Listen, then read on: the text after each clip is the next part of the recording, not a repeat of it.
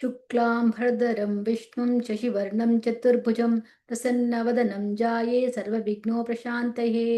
गुरुब्रह्मा गुरुर्विष्णुः गुरुर्देवो महेश्वरः गुरुः साक्षात् परब्रह्म तस्मै श्रीगुरवे नमः। सरस्वती नमस्तुभ्यं वरदे कामरूपिणि विद्यारम्भं करिष्यामि सिद्धिर्भवतु मे सदा। पीताम्बरं करविराजितशङ्खचक्रकौमोदकी सरसिजं करुणासमुद्रं राधासहायमतिसुन्दरमन्दहासं वातालयेशमनिशं हृदि भावयामि। ॐ नमो भगवते वासुदेवाय। ॐ श्रीकृष्णाय परब्रह्मणे नमः। अथ श्रीमन्नारायणीयम् अथ विंशतितमं दशकं ऋषभयोगीश्वरचरितवर्णनम्।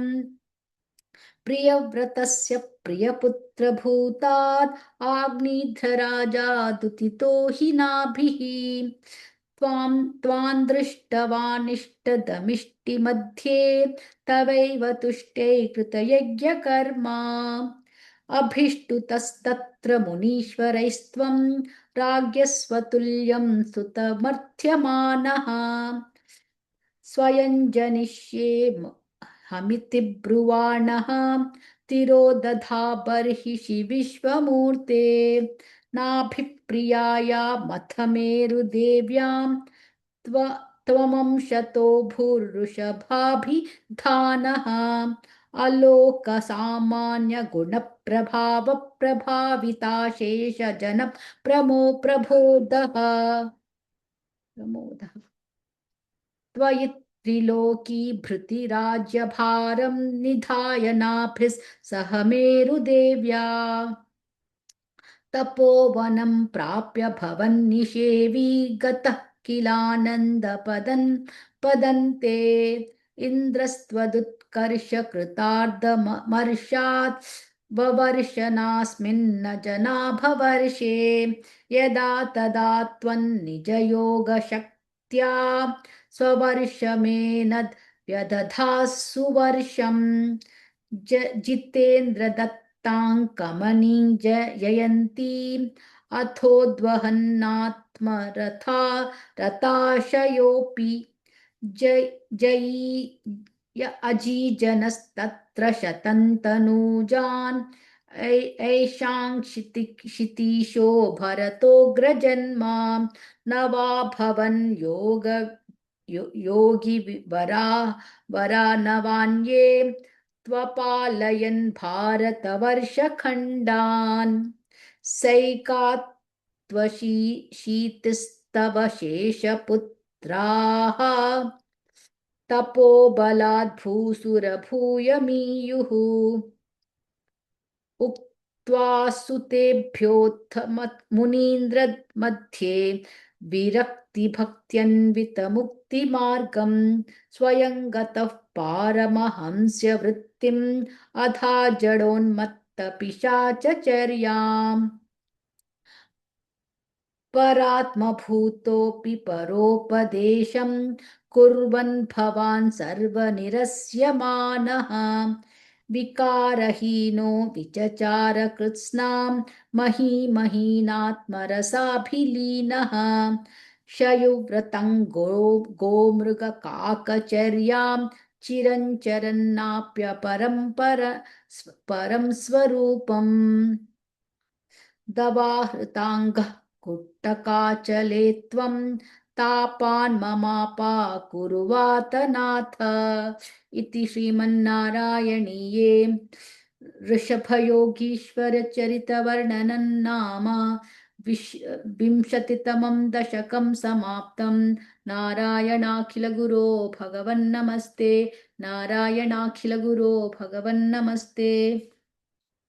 अथ एकविंशतितमं दशकं जम्बूद्वीपादिषु भगवदुपासना प्रकारवर्णनम् मध्योद्भवे भुव इलावृतनाम्नि वर्षे गौरी प्रधान वनिता जनमात्रभाजी शर्वेण मन्त्रनुतिभिः समुपास्यमानं सङ्कर्षणात्मकमधीश्वर संश्रये त्वाम् भद्राश्वनामक इलावृत पूर्ववर्षे भद्रश्रवोभिर्ऋषिभिः ऋषिभिः परिणूयमानम् कल्पान्तगूढनिगमोद्धरणप्रवीणं ध्यायामि देवहयशीर्षतनुं भवन्तं ध्यायामि दक्षिणगते हरिवर्षवर्षे प्रह्लादमुख्यपुरुषैः परिसेव्यमानम् उत्तुङ्गशान्तधवलाकृतिमेकशुद्धज्ञानप्रदं भगवन् भवन्तम् वर्षे प्रतीचि ललितात्मनि केतुमाले लीलाविशेषललितास्मित शोभनाङ्गम् लक्ष्म्या प्रजापतिसुतैश्च निषेव्यमाणं तस्याः प्रियाय धृत कामतनुं भजे त्वाम् रम्ये ह्युदीचि खलु रम्यकनाम्नि वर्षे तद्वर्षनाथ मुनिवर्य सपर्यमाणं भक्तैकवत्सल ममत्सर हृत्सुभान्तं मत्स्याकृतिं भुवननाथ भजे भवन्तम् वर्षं हिरण्मय समाह्वय मौत्तराहम् आसीनमद्विधृत धृतिकर्मठकामठाङ्गम् संसेवते पृथुगणप्रवरोर्यमायं तन्त्वां भजामि भगवन् परचिन्मयात्मन् किञ्चोत्तरेषु कुरुषु प्रियया धरण्या संसेवितो महित मन्त्रनुतिप्रभेदैः दंश्राग्रघृष्टघनपृष्ठगरिष्ठ वर्ष्मा त्वं पाहि विज्ञनुत यज्ञवराह मूर्ते यां यां दिशं भजति किं पुरुषाख्यवर्षे संसेवितो हनुमता दृढभक्तिभाजा सीताभिराम परमाद्भुत रूपशाली रामात्मकः परिलसन् परिपाहि विष्णो श्रीनारदेन सह भारतखण्डमुख्यैः त्वं साङ्ख्ययोगनुतिभिः समुपास्यमानः आकल्पकालमिहि साधुजनाभिरक्षी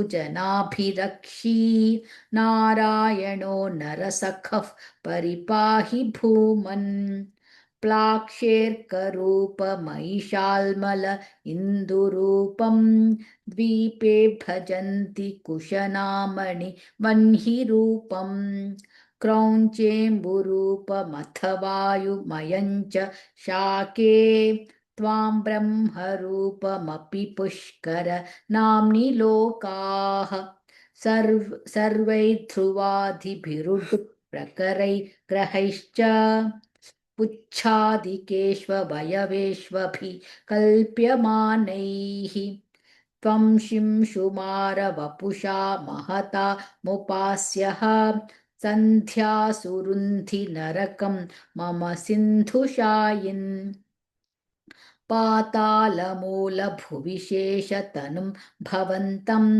लोलैककुण्डलविराजिसहस्रशीर्षं नीलाम्बरं धृतहलं भुजगाङ्गनाभिः दुष्टं भजे हरगदान् गुरुगेहनाथ इति श्रीमन्नारायणीये जम्बूद्वीपादिषु भगवदुपासना प्रकारवर्णनं नाम एकविंशतितमं दशकं समाप्तं नारायणाखिलगुरो भगवन्नमस्ते नारायणाखिलगुरो भगवन्नमस्ते